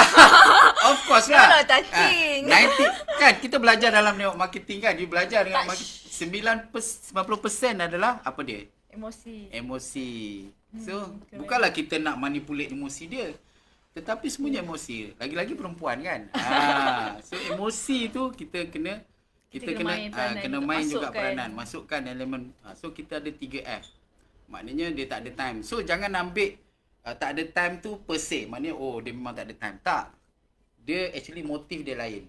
Motif dia mungkin dia tak nak jumpa you dah. Dia tak nak lagi. Dia pun malas mungkin nak study buat the new product, new thing nak buat. Dia tak nak buat perubahan. Tapi orang macam ni kita kena bantu. Mungkin dia tak nampak lagi. So, jadikan itu sebagai satu challenge. So, gunakan konsep 3F sekurang-kurangnya. Dan kemudian kita teruskan, kita bawa dia untuk melihat. Kalau kita boleh demo, kita demo. Kalau jangan yang macam teruk-teruk kita buat satu benda yang simple and yet interesting. Baru ni saya buat satu demo di mana daripada mula sampai habis semua ketawa satu keluarga. Daripada muka yang ketat jadi ketawa. Terus close kat situ. Kan? Of course lah. yang ni kan, yang bagus lah kan. So macam tu dia punya. So jangan risau tentang tak ada time ni. Sebab apa? Sebab kadang-kadang dia belum lihat. Macam saya sendirilah. Kalau orang tengok saya pun masa tu tak percaya. Tak ada siapa pun yang percaya dalam company saya yang saya buat benda ni. Kan? So tapi saya boleh buat kerana apa? Masa tu saya dah tukar mindset saya, iaitu saya buat change management di mana saya kata okey, saya tak boleh lagi balik pukul 9. Saya kena balik pukul 7. Sebab daripada 7 hingga 1 saya akan buat bisnes kedua saya. Bisnes pertama saya 8 pagi hingga 7 malam adalah untuk bisnes saya di Petronas. Dan kemudian pukul 7 malam hingga 1 pagi adalah bisnes yang kedua saya. Dan saya treat this as my second full time. Dalam network marketing jangan treat as a part time. Once you treat your business part time, you punya result, you punya keuangan, you punya profit adalah part time. Part time. Betul? Kita Okay? kena ada inspire. Betul kan Fiza? Betul. Tapi saya dengar Fiza kita part time hari tu. Ini part time saya. Saya nak cari duit untuk poket je lah kan. Adalah Sifu. So kita kena treat this as a second full time supaya dia punya hasil dia pun full time. Full time. Betul, saya setuju. So kita minum dulu. Okay, ada lagi ke apa-apa? Okay, buat masa ni tak ada. Diorang berhai-hai je. Okay, kita So terus. jangan malu-malu ya, tanya. Boleh tanya hari ni pasal Sifu je. Kita santai-santai hari ni. Saya untukkan masa. Sepatutnya saya ada di Kuantan hari ni. Tapi sebab Fiza di sini, saya berada di sini. Sifu ni dia busy je, saya kena book. Okay, alright. Okay, seterusnya, ramai nak tahu. Okay Sifu, macam mana kadang-kadang kita ni asyik tengok orang yang sama je kan. Macam mana kita nak kembangkan kita punya kembangan kita punya partner business. Lepas tu bukan setakat kembangnya dan dapat yang talented, yang kira yang berminat lah dengan apa yang kita nak buat. Bagaimana tu? Wow. Macam mana? Apa rahsia? Kurang-kurang 4 jam ni. Rahsia tu, macam mana Sifu dapat orang yang betul tu. Lepas tu dapat kembang dan talented. Okay. First kali dari segi mindset. Pertama sekali mindset iaitu kita kena fokus untuk membina business partner. Adakah kita kena list dulu karakter business yang kita nak? Tak ya. Dalam network marketing you just move. Ingat tak satu formula yang saya bagi dalam network marketing? Fiza tak ingat. Banyak betul formula dia. Iaitu bila kita buat prospecting, kita kata shift and sort. Maknanya kita alih dan atur. Maknanya kita move dari satu prospek ke satu prospek sehingga kita jumpa eagle. Kita jumpa elephant, kita jumpa jerung. Move je. Yes, so you move. Masalah dengan kita tak nak move. Kita dapat seorang prospek ni kita pegang selama sebulan. Dan kita kejarlah orang ni. Memanglah kita jadi macam pemburu. Kita tak nak jadi pemburu. Okay. Kita nak jadi rakan kepada prospek kita. Kita kenali dia. Kita mesti tahu apa dia suka. Kita bina relationship. Barulah sale. Memang kena study sikit lah pasal dia. Ke tak? Ya? Tak payah study. You cakap-cakap you dah tahu apa dia minat. Jadi kita kenal lah. Saya pun kena ajar tu. Macam mana nak kenal orang. Rahsia kenal orang. Saya tengok orang pun dah tahu. Okay, tapi anyway, so apa soalan tadi? Bagaimana nak kembangkan rahsia kembangkan tempat yang betul. Okay, yang pertama sekali pertama mindset, iaitu kita dalam network marketing bukan bekerja sale. Maknanya of course sale yang kita nak, hasilnya adalah sale. Tetapi kita kena, mindset kita adalah the end in mind. Apa yang dalam fikiran kita nak membina ramai business partner. Kita nak membina ramai business partner. Sebab apa? Kalau kita bina banyak business partner, akan terhasil banyak sale. Tetapi ramai daripada kita mengejar sale. Bila kita mengejar sale, belum tentu sale itu akan menjadi business partner. Mungkin dia jadi user saja. Okay? So kat sinilah pentingnya end in mind untuk kita membina business partner. Di dalam komponen membina business partner itu sudah ada ciri-ciri di mana kita nak membina relationship dengan dia. Untuk membina tarikan pada dia. Jadi it's a package. Sale tu is already given. Orang Jawa kata is given. Bila kita membina business partner, is given untuk kita dapat sale. Tapi kalau kita mindset kita nak sale, nak close sebiji, ataupun satu produk. Tapi kita kejar sale, kita tak bina business partner. Jadi situlah di mana rangkaian kita akan berkembang. Apatah lagi kalau kita membuat satu konsep membina leader. Maknanya daripada business partner menjadi business leader, iaitu kita membina lapisan-lapisan leader, iaitu leaders develop leaders. Ramuannya untuk berkembangkan lagi cepat adalah pertama mindset, membina business partner, mencari business partner. Yang kedua adalah dari segi pembinaan network itu dengan cara leaders develop leaders. Business partner kita, tadi tu kita bina sebagai leader, dan dia sebagai leader dapat membina lagi lapisan-lapisan leader. Itulah dalam network marketing. Sebenarnya tak rugilah Tak kita rugi. develop ni. Bagi Correct. manfaat pada orang lain, nanti dia boleh jadi leader, kita pun senang. Kita move lagi. Exactly. Dan inilah di mana kita punya bisnes akan pergi ke arah exponential. Naik. Tak adalah macam linear kan. Lepas tu kalau pergi event orang yang sama. Tim kita orang yang sama kan, tak berkembang. Sebab apa? Sebab semua lapisan leader tidak terbina. Sebab tu bila saya membuat bisnes pada tahun 2014, 2015, saya dapat membina mungkin 2 lapisan, 3 lapisan, tapi selepas itu duplikasi kurang berlaku. Jadi bisnes saya tidak secepat seperti dalam tahun pertama dan tahun kedua. Sebab mereka tidak boleh adapt untuk duplicate dari segi developing leaders. Sebab nanti ada Sifu je. Bukan begitu. Maknanya mereka memilih duplikasi yang mereka mahu. Okay, for example dalam bisnes saya, pertama sekali adalah untuk share the product. Maknanya kita share untuk dia orang rasa. Kedua adalah untuk demo. Okay. Dan ketiga adalah untuk bawa orang pergi event. Yang nombor 3 ni lah Susah. yang mereka tak nak buat. Jadi macam mana nak menjadi nak membina lapisan leader? Sebab kita punya tim tidak teruja. Membawa orang pergi event adalah bukan hanya untuk pengetahuan, dia orang belajar knowledgeable, tak. Tapi untuk membuat mereka teruja. Sebab mereka lihat di pentas sana, wah, orang ni dulu bankrupt pun sekarang dah jadi multimillionaire. Oh, orang ni macam ni ada masalah. So dia inspire. So engagement tak nak buat, event tak nak buat, dan mereka imagine event ni mesti besar. Tidak event ni sampai event kita arrange untuk dinner, untuk lunch pun event juga. So kat situlah sebenarnya kita kena back to basic, iaitu kita kena buat engagement, patah balik kepada benda-benda asas. Janganlah kita kena touch juga leader ni apa masalah dia kan. Yes, correct. So bagi saya kita kena bina business partner supaya kita dapat membina business leader. Okay, dan dia akan berlanjutan. Correct. Dan saya rasalah kalau follow saya punya 7 step of network marketing tu, insya-Allah kalau you follow, insya-Allah you akan jadi world champion. Tak ada mustahilnya. Ya? Sebab dia ada 2 elemen kat situ. Elemen hardware-nya dari segi prospecting-nya, closing-nya, demonya dari segi closing-nya, dan second part tu lebih kepada software-nya, iaitu dari segi dalamannya, iaitu get it started. Yang kedua engagement, yang ketiga membawa orang pergi event. Sebab membawa dan membuat event ni memerlukan satu leadership skill. Dia bukan macam jom kita pergi event ni, saya belanja, saya bayar. Walaupun kita bayar pun dia tak nak datang. Tapi kita perlukan satu leadership di mana kita ada mempunyai tarikan, di mana kita mempunyai satu aura yang mana orang boleh follow kita. Itu cara dia. Okay. Dalam leadership ni kita ada cerita dalam advance rasanya kan. Advance coaching ada banyak detail pasal leadership. Macam mana kenal potensi diri. Kadang-kadang diorang ni pun tak tahu apa kelemahan dan kekuatan diorang sebenarnya. Boleh book time dengan Fiza dan saya akan share. Saya dah tahu dah apa kekuatan kelemahan saya. Sifu dah cerita. Okay, alright. Korek asyik. Ada lagi tak? Okay, sekejap soalan. Okay, tak ada lagi. Okay, seterusnya. Apa cabaran Sifu sepanjang jenis bisnes ni?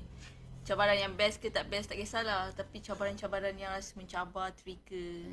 Saya rasa saya fokus kepada cabaran dalam buat bisnes lah. Sebab kalau cabaran dari segi dengan tim, cabaran dari segi dengan company. Bukan, maksudnya saya just fokus kepada macam mana cabaran nak berjaya. Okay, boleh? Cara nak berjaya ni mungkin saya bagi 3 lah.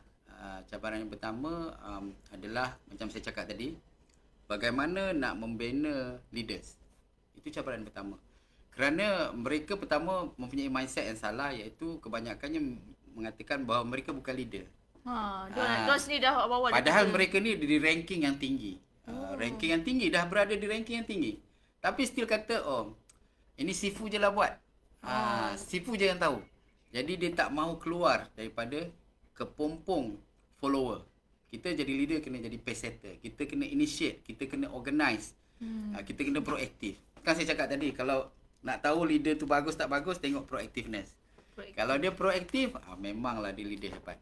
So kat sini cabaran yang utama adalah dari segi membina leaders, supaya leaders ini dapat memastikan dia sendiri dan tim dia duplicate. So saya selalu cerita dalam membina leader ni ada 3 level of leaders.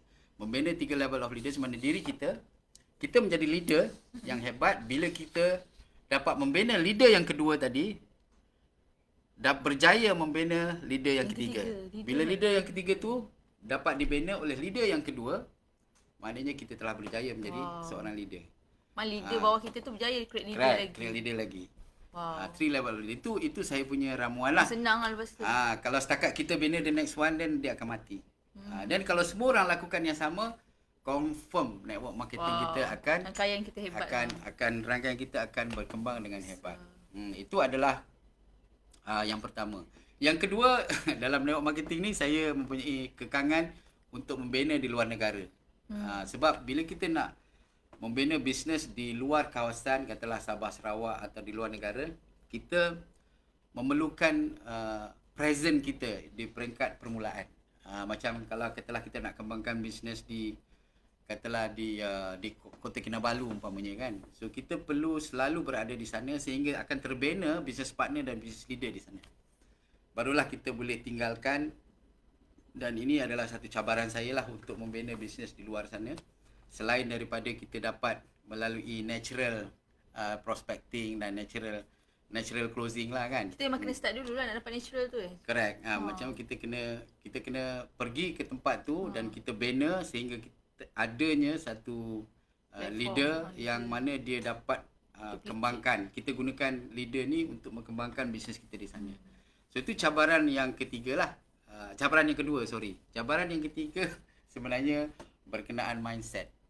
Susah kan walaupun dia bab yang macam nampak macam biasa, ego, mindset malu. ni, mindset ni sebenarnya kita bukan boleh ubah macam tu. Kau tukar mindset ya?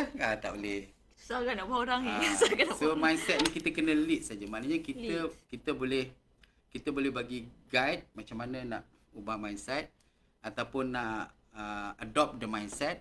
Tetapi kita tak boleh tukar orang. Always ingat ya, kita tidak boleh menukar orang. Cara orang boleh menukar the way kita tak boleh ubah orang.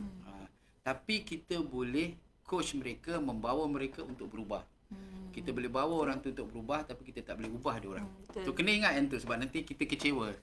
Dia tak berubah lah. Kita ubah diri kita je lah. So sebab tu so kat situlah. Sebab dalam bab mindset dalam network marketing yang saya tekankan, untuk dalam business networking ada banyak mindset ni perlu kita ada. Umpamanya mindset rejection tadi.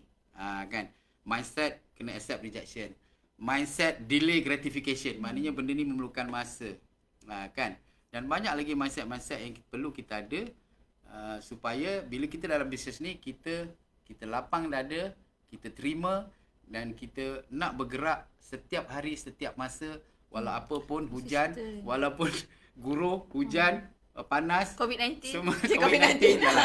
Betul. COVID-19 ni pun yang berjaya adalah orang-orang yang berjalan juga. Berjalan juga. Yang mana yang kata alah saya tak boleh nak share air, saya boleh nak share produk, susah. Alasan. Alasan. So itulah sedikit 3 perkara cabaran saya untuk bina bisnes, iaitu membina leader. Kedua dari segi mindset, dan yang ketiga adalah macam nak kembangkan di luar kawasan. Sifu pun ada cabaran, jadi bukan korang je. Cabaran ni memang ada. Sama-sama. Semua ada cabaran. Bagaimana kita menghadapinya? Macam mana menghadapinya tu. Yes, correct. Okay. Soalan saya kelas. Sebab kita dah kat 1 jam. Oh, ya ke? Jam Oh, lebih. ingat baru macam setengah jam. Okay. Bagaimana Sifu handle downline yang ramai dan nak layan kerenah orang lagi? Tapi memang dalam network marketing apa kita nak? Kita nak memang ramai lah kan. Saya menganggap mereka bukan downline saya menganggap mereka sebagai business partner saya. Sebab tu you all tak pernah dengar saya cakap downline. Saya akan panggil mereka paling cikai pun saya akan panggil downline partner. Tetapi seboleh-bolehnya saya akan panggil mereka business partner. Panggilan penting kan? Kerana memang betul pun mereka adalah rakan bisnes saya. Kalau mereka berjaya, saya berjaya. Mereka kurang berjaya, saya pun kurang berjaya. Jadi kat sinilah kita anggap mereka sebagai business partner kerana kita buat bisnes ni bersama-sama. Dan cara saya melayan, orang kata the term melayan yang Fiza cakap tadi, sebenarnya yang pertama sekali adalah kita kena set the expectation right. Kita set orang tu ke jatuh Bukan. orang tu? So untuk individu Ha? dan juga untuk tim. So set expectation right tu maksudnya begini. Sebab tu saya dalam 7 langkah tu ada satu yang dipanggil get it started. So selepas kita buat closing, katalah dia minat buat bisnes, so kita panggil dia, kita set the expectation right. Umpamanya, apa peranan saya? Sebab mungkin dia ingat bila saya apply partner, dia mungkin dia nak duit, ajakan bantuan kan. Tapi kita set expectation right, okay, saya bantu you dari segi apa? Dari segi nasihat, dari segi coaching, macam mana nak set the target. So itu dipanggil set the expectation right. Awal-awal kita dah bagi tahu inilah Kita dah bagi sokongan yang saya Right. akan buat. Mungkin nanti dia akan keluar sikit. Itu kita kena ikut case to case basis lah. Katalah dia nak duit, dia tak ada duit. So boleh kita bagi, tak ada masalah. Tapi expectation tu kita kena set awal-awal dan kita pula minta expectation dia kepada kita. Okay, apa awak expect daripada saya? Apa saya expect daripada kamu? Kita Itu kena- masa awal ke ataupun Masa awal-awal wajib. Panjang. Masa Okey. awal-awal adalah wajib kerana di situlah sebab tu ramai business partner kita akan hilang selepas beberapa bulan. Sebab expectation tak ada expectation. expectation tu tak betul. Okay. Dia expect dia akan jadi millionaire dalam masa 5 bulan. Lepas tu For example kan. dia punya ni Yes. dia punya ni akan support Correct. lebih Yeah. So di sinilah kita akan set the expectation right berdasarkan komitmen masa yang dia ada, berdasarkan big why yang dia ada, target yang dia mahu dan kita akan guide dia. Okey, macam ni cara dia dan apa yang saya boleh buat, apa saya boleh bagi. Itu satulah. Set the expectation right. Yang kedua adalah walk the talk. Walk the talk ni maksudnya bila kata layan ni maksudnya orang datang kat kita dan sebagainya kan. So kita just tunjukkan dengan aksi kita. Kita tunjukkan aksi kita, mereka pun dah tahu. Oh, Sifu macam ni, Sifu macam ni kan. Sebab mereka melihat apa yang kita lakukan. Oh, Sifu pergi koperasi. Dia buat apa tu kan. So dia orang akan ikut. Itulah waktu Sifu dia pergi sini, Sifu untuk, pergi sana. untuk leader dia. So umpamanya lah, ini contoh untuk saya kan. Tapi kita sebagai leader masing-masing pun tim kita akan tengok kita.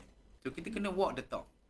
Kita kena tunjuk. Sebab tu kita kena share aktiviti kita dalam kita punya WhatsApp group, Instagram kita, Facebook kita, status kita. Share lah, share. Jadi tim kita akan motivated. Oh, Wana macam tu. Oh, Huda macam ni. Jadi Oh, kita pun Fiza semangat macam ni. sebenarnya, semangat. So tim kita rasa oh, kita boleh buat lah kita kan. buat. Kan kita pun sama je. So, tapi kita ni ramai tak nak share. Kita rasa macam membazir waktu. Tapi sebenarnya kalau kita niat lillahi ta'ala, kalau apa yang kita share itu memberi motivasi pada orang, kita dah dapat pahala. Senang kan dapat pahala? memberi manfaat. Senang saja. Tapi kadang-kadang kita malas. Kita rasa buat apalah kan. Macam nak menunjuk. Semuanya berdasarkan kepada niat.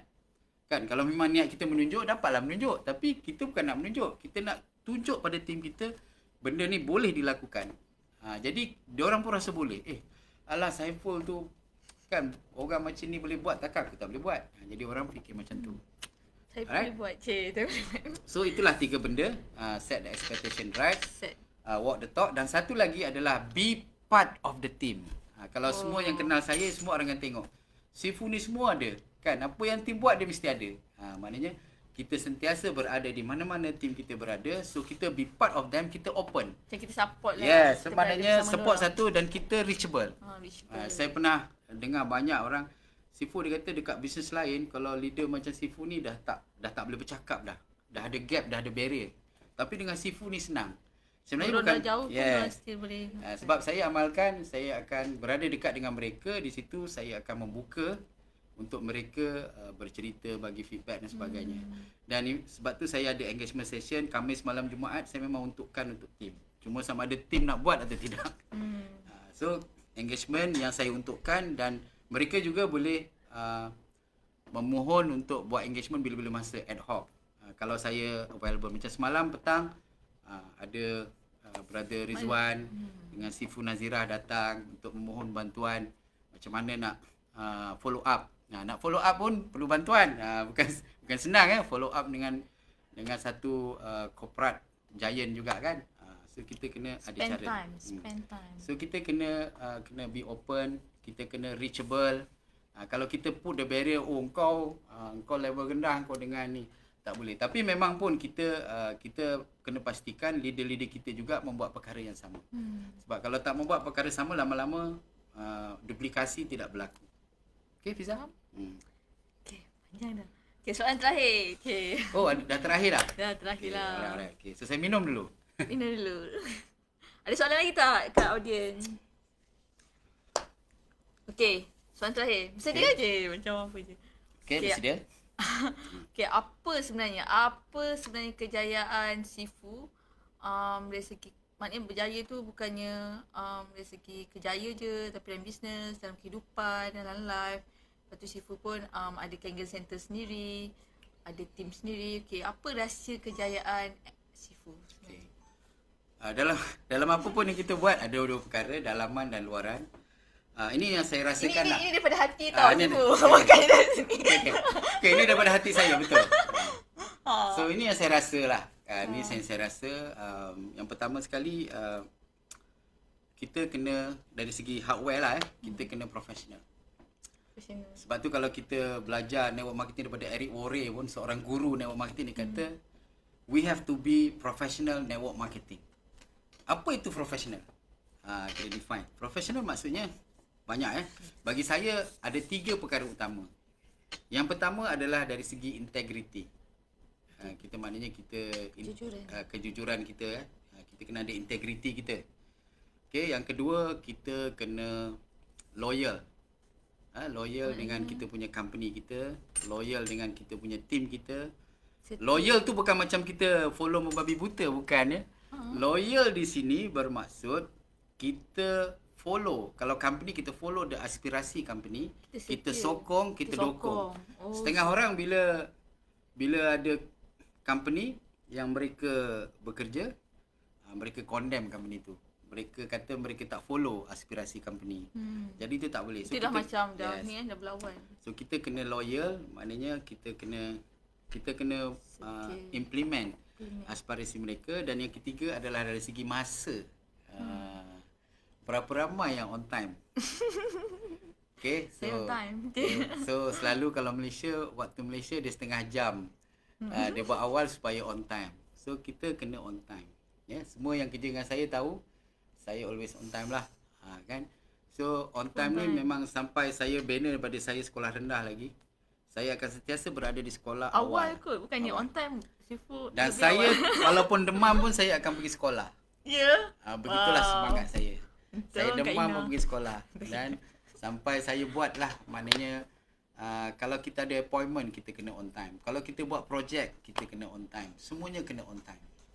Ya, sebab masa adalah sesuatu yang berharga, yang tidak ternilai harganya. Kalau kita mistake, kita mistake.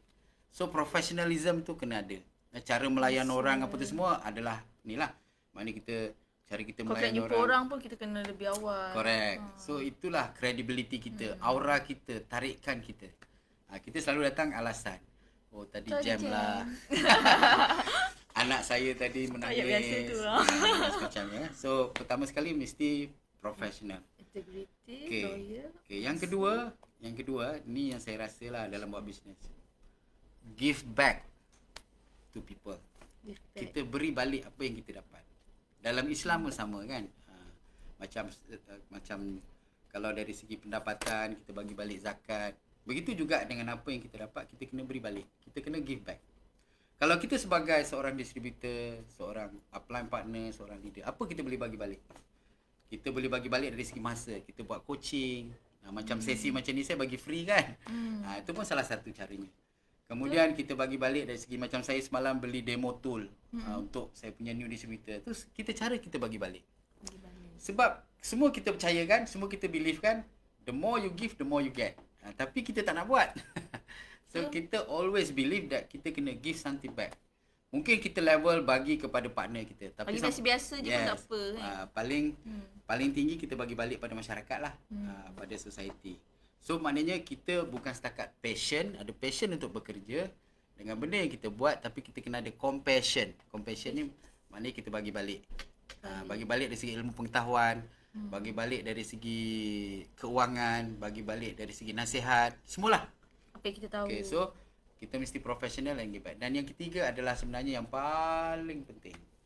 Nak tahu? Tada. Siap. Jumpa sebab ini tak adalah. Yang nombor 3, kita kena sentiasa lapangkan dada dan fikiran kita.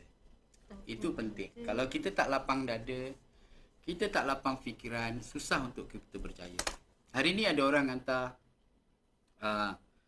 WhatsApp tentang hadis Nabi kan, daripada kawan saya. So daripada hadis Anas bin Malik radhiyallahu an, lebih kurang maksudnya sabda Rasulullah sallallahu alaihi wasallam, doa yang mustajab ada 3. Yang pertama doa daripada ibu.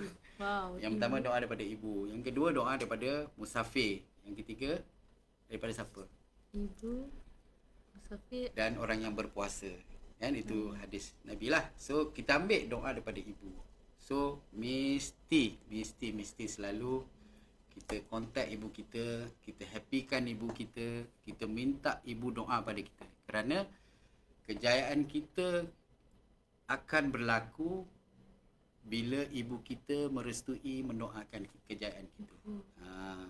So macam saya baru ni saya balik kan, saya balik dalam masa sebulan ni saya dah balik 2 kali. Sebab masa PKP 3 bulan saya tak balik. So bila saya balik, perkara pertama saya minta kat dia, ibu doakan saya. Kan. Dia tahulah apa dia nak doa, dia tahu apa keperluan anak dia kan. Dan of course masa balik saya gembirakan dia jugalah. Apa ibu nak kan? Ibu nak apa lagi kan? Nak kitchen cabinet baru, nak motor baru, nak apa. So saya sentiasa kita usaha. Sebab apa? Sebab tu kita perlu berjaya. Kita perlu ada wang, kita perlu ada knowledge. Jadi kat sini kita boleh gembirakan hati orang. Kan? So pertama kita kena lapangkan dada kita, okey, fikiran kita dengan memohon doa dan memastikan ibu kita berdoa untuk kita. Itu satu, ya. Yang kedua, kita mesti maafkan orang. Fiza, maafkan saya. Maaf. Betul ni, jujur. So, semua tengok ni. Soalan gaduh dengan Sifu. Nak macam rahsia ni. So, bagi saya, kita kena... Saya maafkan Sifu. Okey. So, maknanya kita kena maafkan orang. Maknanya kalau kita dengar lah, Datuk Fazilah Kamsah berceramah, yang disebut berulang-ulang tu adalah maafkan orang sebelum tidur, maafkan orang masa tidur, maafkan orang. So, kenapa? Sebab bila kita maafkan orang, fikiran kita akan lapang, hati kita akan tenang. So masa tu kita boleh energize orang. Kalau fikiran kita ni terbuku, macam mana nak energize orang? Macam mana kita nak energize diri kita? Kan? So mesti kita ada doa ibu, kita maafkan orang. Dan yang penting sekali adalah yang ketiga yang saya nak semua orang lakukan, melayan semua orang sama rata. Melayan semua orang dengan cara yang baik. Macam jumpa orang kita layan. Sebab tu saya tak memilih. Saya kalau jumpa even kat office tu cleaner pun saya tegur. Duduk di mana kan? Di Bandung buat apa? Berapa anaknya kan? Just cakap lah, bukan nak ngorat pun. Tapi di situ kita layan. Bila kita layan, kita rasa seronok bila orang tu senyum. Jadi dia akan buat hari kita. Orang bahasa Jawa kata, they make our day, we make their day kan? So kat situlah kita kena layan semua orang dengan sama rata. Doa ibu paling penting dan juga mesti maafkan orang. Ya, sebab kat luar sana ni ramai yang dengki kat kita. Seramai orang yang suka kita berjaya, seramai jugalah orang yang dengki dengan kita. Jadi kita maafkan je lah. Kerana mungkin belum masanya mereka untuk sedar dan insaf. Okey Fiza? Okey. Okey, sebenarnya dah tu je lah. Itulah saja soalan-soalan. Itu pun soalan-soalan saya rasa macam panjang ceritanya. Okey. Alhamdulillah. Okay. Alhamdulillah. Saya maaf Sifu jadi risau. Tapi asal kita gaduh lagi tau. Itu cerita lain. Ya, itu bukan gaduh. Kita argue untuk membuat satu program yang cantik, yang mantap. Okay. Bekerja bawah Sifu ni, best. Memang Clara selalu challenge lah. Okey. Ada soalan lagi tak? Okey, dah tak ada dah. Okay, boleh Fiza saya buat promosi sikit? Boleh. Okay, so siapa yang follow saya bolehlah pergi kepada YouTube channel saya ya. So mesti like, mesti share dan subscribe YouTube channel saya sebab saya pun perlukan sokongan. So maknanya saya nak bermotivasi pun mestilah saya bermotivate juga daripada kan. So boleh bagi feedback pun tak ada masalah. Itu satu. Kedua, siapa yang belum ada buku ni boleh hadiri kita punya sesi-sesi nanti, boleh dapatkan buku ni lah ya. Iaitu buku, saya akan buat satu lagi buku e-book iaitu untuk tapi yang itu untuk entrepreneur traditional business lah ya. Dan juga boleh hadiri sesi-sesi coaching, ada alpha coaching, Ada coaching, ada advanced coaching, ada one on one consultancy. Siapa yang ada masalah kat sana, macam mana nak buat network marketing, jangan malu-malu buat appointment dengan Fiza. Okey. Kalau dengan saya boleh, tapi lambat sikit reply. So itu saja Fiza. Terima kasih kerana mengundang saya hari ini. Okay, terima kasih Sifu sebab itulah saya book seminggu kat ni nak untuk hari ni. Okay, saya nak cerita sikit. Okay, seminar online Net Pro kita akan buka untuk bulan Januari nanti 2021. Okay, tiket kita akan start buka landing page mungkin akhir bulan Julai. Okay, nanti siapa yang berminat untuk next Net Pro, saya akan wawarkan dalam grup. Siapa yang tak join lagi Facebook page kita ni, lepas tu kita ada Facebook group dan ada juga grup Telegram. Okay, boleh join dalam grup Telegram Business Circle Saiful Mualim, Net Pro. Okay, ada juga dalam grup Telegram Kangen bawah under Master Sifu. Kat situ biasa kita akan war-warkan any news about Net Pro ataupun apa-apalah daripada ebook Sifu yang bagi free. Okay, yang ni siapa yang tak dapat lagi, siapa yang join Net Pro hari tu tak dapat lagi ebook ni, boleh rojek admin kita orang Farah. Okay, Sifu itu je. Terima kasih banyak luangkan masa hari ni, hari Jumaat. Jangan lupa sembang Jumaat. Dah pukul 12 sebenarnya. Itulah. Okay, itu je.